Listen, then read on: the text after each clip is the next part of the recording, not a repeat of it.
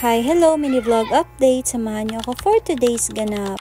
Good morning people, good morning everyone. Ngayong araw nga ay nanganak na yung alagang pusa namin. Actually, dalawa to silang buntis at ang isa nga ay nanganak na. Kinahaponan nga nitong araw ay tinawag ako ng mga anak ko habang ako ay nasa kwarto at nag-i-edit ng mga video. Syempre, ang mama nyo nagulat naman, akala ko kung ano na. Yan pala, nanganak na yung pusa ko pero doon sa ilalim ng mga bulaklak ko. Buti na lang, meron akong karton kaya ginawa ko ito agad na higaan nila. Pagkatapos ay pinasok ko na agad sila sa loob ng bahay. At dahil naubusan na tayo ng tubig, kaya ito for the kargador muna ang person. For the buhat-buhat muna kasi wala si Mister. Fast forward, mga bandang hapon ng alas 3 ay gumawa pala ako ng fry gamit ang sweet potato or kamote. Habang nagbabalat pala ako nitong kamote ay hindi ko napansin na hindi pala nakaplay yung video. Kaya sa nakita nyo ay diretso hiwa na ako dito. Bale, 5 kamote yung ginamit ko dito at ganito siya kadami pag nahiwa na lahat. Tapos kung maghiwa ay nag-umpisa na agad akong magluto. Habang naghihiwa pala ako kanina ay nagpainit na ako ng mantika. Dahil tapos na itong unang batch, pinatikim ko na agad ito sa aking mga anak. Unfortunately, masarap naman kaso lang matigas. Siguro may mali sa pagluto ko or di kaya sa texture yan ng kamote. Dapat siguro nilaki-lakihan ko siya kasi medyo manipis tong paghiwa ko. Kaya siguro matigas. Ito na pala yung iba kong naluto. O siya, hanggang dito na lang muna. Thank you for watching. God bless. Mwah.